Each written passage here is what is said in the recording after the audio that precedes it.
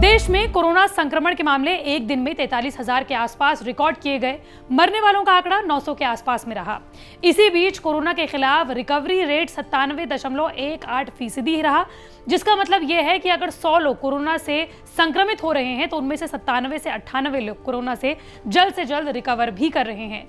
लेकिन इसी बीच 30 देशों में कोरोना का एक म्यूटेटेड वर्जन मिला है, जिसका नाम है लैम्डा वेरिएंट। दरअसल कोरोना तो बार बार अपना रूप बदल रहा है, लेकिन लैम्डा वेरिएंट जो मिला है उसमें एक असामान्य तरीके से म्यूटेशन हुआ है। क्या है ये असामान्य तरीके से म्यूटेशन और क्यों इस वेरिएंट के बारे में कहा जा रहा है कि हो सकता है कि ये डेल्टा और डेल्टा प्लस वेरिएंट से भी ज्यादा खतरनाक हो? क्या ये भारत में आ चुका है और इसके क्या लक्षण हैं? बताएंगे आपको सब कुछ इसी वीडियो में। नमस्कार, मैं हूं आपके साथ श्रेया बहुगुणा और आप देख रहे हैं न्यूज तक। कोई भी वायरस हो, वो जिंदा रहने के लिए अपनी हजारों, लाखों, करोड़ों, अरबों कॉपियां बनाता है, जिसे हम कहते हैं म्यूटेशन।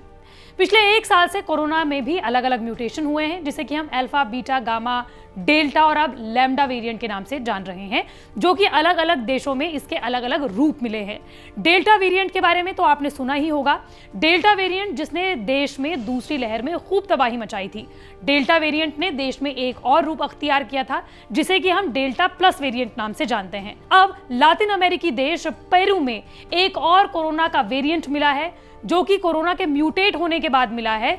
लेकिन इस वेरिएंट के बारे में कहा जा रहा है कि कोरोना के जो म्यूटेशन हुए हैं वो असामान्य तरीके से हुए और उस म्यूटेशन के बाद मिला लैम्डा वेरिएंट। दरअसल इस लैम्डा वेरिएंट के बारे में कहा जा रहा है कि हो सकता है कि ये डेल्टा वेरिएंट से भी ज्यादा संक्रामक हो, और यही वजह है कि पेरू के बाद अब चिली, अर्जेंटीना, इक्वाडोर, यूके और अलग अलग देशों में यानी कि 30 देशों में लैम्डा वेरिएंट के केसेस दर्ज किए गए हैं। दरअसल ब्रिटेन के अखबार फाइनेंशियल टाइम्स के मुताबिक कोरोना ने जब रूप बदलकर लैम्डा की शक्ल ली तो इसमें कुछ असामान्य म्यूटेशन हुए, जिसने वैज्ञानिकों को हैरानी में डाल दिया है। हालांकि ये लैम्डा वेरिएंट डेल्टा वेरिएंट से भी ज्यादा खतरनाक हो सकता है, इसको लेकर अभी भी डेटा जुटाया जा रहा है। दरअसल लैम्डा वेरिएंट का खतरा तब सामने आया जब डेल्टा वेरिएंट देश समेत पूरी दुनिया के अलग अलग तकरीबन 100 से ज्यादा देशों में तबाही मचा रहा है। संक्रमण के केसेस डेल्टा वेरिएंट की वजह से ज्यादा हो रहे हैं।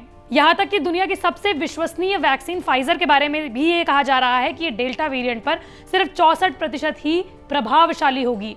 यानी कि अगर 100 लोगों ने फाइजर वैक्सीन लगाई है तो उनमें से सिर्फ 64% लोग ही ऐसे होंगे जो कि कोरोना वायरस के किसी भी म्यूटेटेड वर्जन से बच जाएंगे।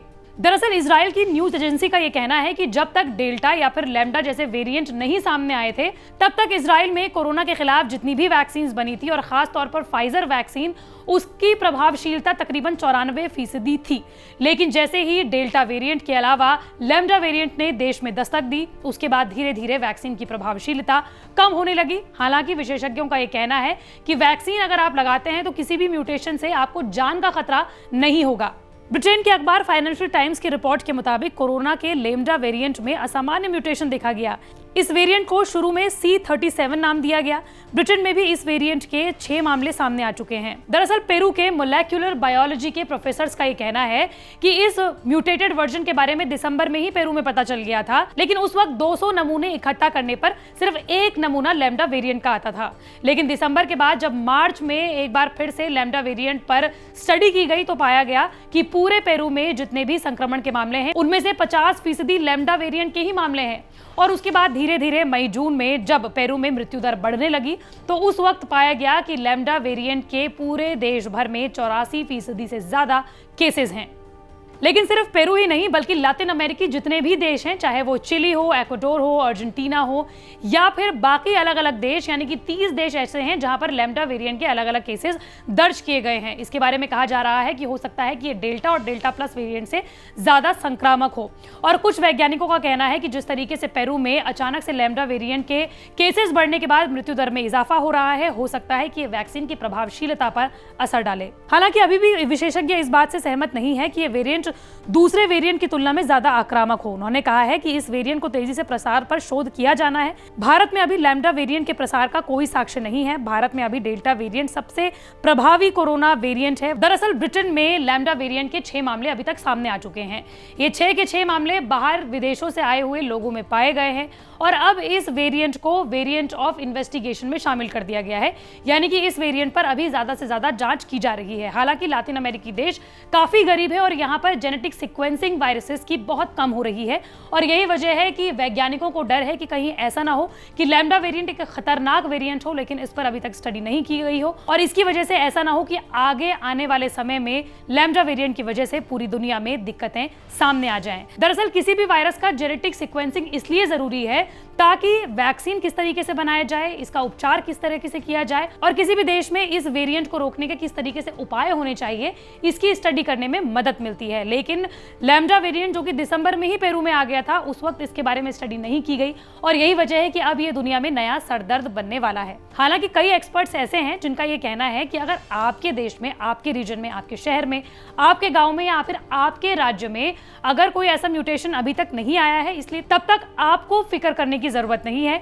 हमने कुछ समय पहले डॉक्टर रवि गोडसे, जो कि एमडी मेडिसिन है, उनसे बात की थी और उनका यह कहना था कि जब तक आपके रीजन में वायरस का कोई खतरनाक म्यूटेशन ना आए तब तक आपको सिर्फ सावधानी बरतनी है। अगर आपके क्षेत्र में वैक्सीनेशन का कार्य हो रहा है, आप 18 साल से ज्यादा हैं, तो वैक्सीन जरूर लगवाइए, क्योंकि वैक्सीन ही है जो किसी भी वेरिएंट के खिलाफ आपको मजबूती देगा, हॉस्पिटलाइजेशन को कम करता है और मृत्यु दर को तो खास तौर पर कम करता है। Everybody is safe, nobody is safe. मेरे ख्याल से इतना ठीक नहीं है। आप सिर्फ अपनी सोचो, इसमें मेरे लिए क्या है।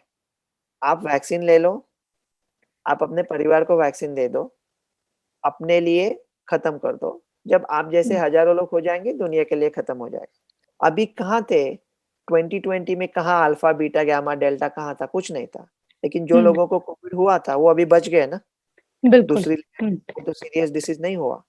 तो बॉडी सीख लेती है ना इम्यूनिटी कैसा बनाना है। तो बॉडी के इम्यूनिटी बनाने के पैतरे ऐसे होते हैं, हमको पता भी नहीं है।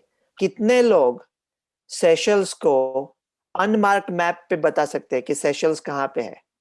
नहीं बता सकते। तो क्या फर्क पड़ता है सेशल्स में कितने? छोड़ दो, अभी लोड मत ले लो। सब 24 घंटा कोरोना कोरोना कोरोना छोड़ दो। अगर आपने निजी रूप पे पैंडेमिक खत्म कर दिया और आप जैसे हजारों लोग हैं, तो पैंडेमिक मानो खत्म हो गया। इसके अलावा आपको फेस मास्क जरूर लगाए रखना है, आपको सोशल डिस्टेंसिंग का पालन करना है और अपने हाथों को बार बार धुलते रहना है। क्राउडेड जगह में जाने से आपको जरूर बचना है। मंडे टू फ्राइडे मैं इस तरह की वीडियो आप तक लाती रहूंगी। अगर आप भी किसी टॉपिक के बारे में जानना चाहते हैं तो कमेंट बॉक्स पर जरूर बताएं।